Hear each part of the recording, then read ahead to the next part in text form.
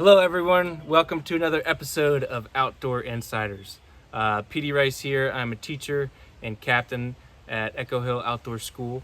And before we get into our episode today, I would first like to thank all of our viewers. This has been a new thing for us. Ideally, we would have had a lot of schools and students on our property, but obviously we couldn't do that. So next best thing, we came up with this video series. And I hope you all have enjoyed it and learned something. I know that we have. But again, thank you all, and stay tuned. We've got a pretty cool creature I think you all will be interested in seeing, so let's go check it out. All right, everyone, I know you're super excited to see what I got here. About an hour ago, I caught this. Now, this is a northern snakehead. This is an invasive fish species, all right? It's not native to North America, but we can find it all up and down the East Coast, all right? The first snakehead actually found in North America was in Crofton, Maryland. And it turned out that a farmer stocked his pond with them. He thought it'd be a fun fish to catch, tasty. And whether that was the fish that started the species spreading throughout Maryland or not, nobody's really sure, but they're definitely in Maryland and they're here to stay, okay? So some features that we can see on this fish right off the bat. Take a look at that pattern that it's got, all right? It looks a lot like a snake or like a python. It's pretty neat. This will vary from fish to fish. Today we caught 4 total. We had one that was like 2 feet long. That's the truth. And it was actually able to jump out of the tub that we had it in. This tub was probably had 1.5 feet tall side, and the fish was able to get out. But had a much lighter pattern. You could see these spots much easier. So it does vary from fish to fish, all right? Another feature we can see here is look at this dorsal fin. Look at how long that dorsal fin is. It's a little bit, you can see it there better, all right? And also, it's got some pretty serious teeth, all right? So I'm gonna show you close-up of the mouth. All right, so here we are.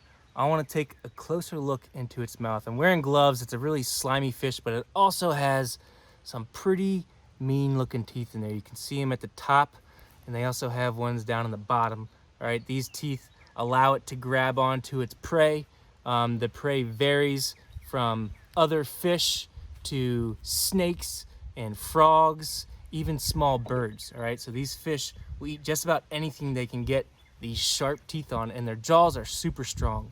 Part of the reason, again, while I'm wearing gloves, is they will latch on and they won't let go. And those teeth in there you see will get into you.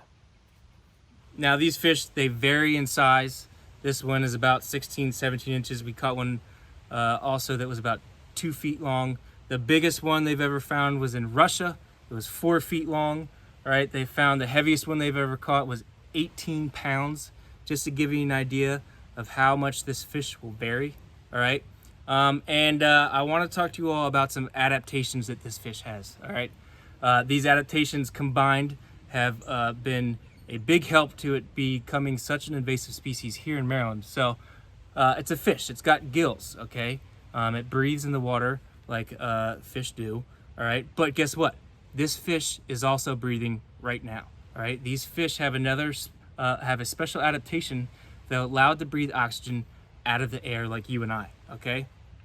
Now, you take that adaptation with its ability to crawl on land, okay? So this fish can get out of water, get on land, and it can maneuver its body in a way that will help propel it forwards, okay? So you take this ability to move on land, you add in the ability of it to breathe air for up to 2 to 3 days, and this fish can't be stopped, okay? So if it's in a pond that has no other water around it, it can crawl out of that pond, make its way to another stream or another pond or the bay or a river, and then when it gets there, it's the apex predator. These things, when they show up, they take over, okay? There are no other fish that really will eat it unless it's, much smaller.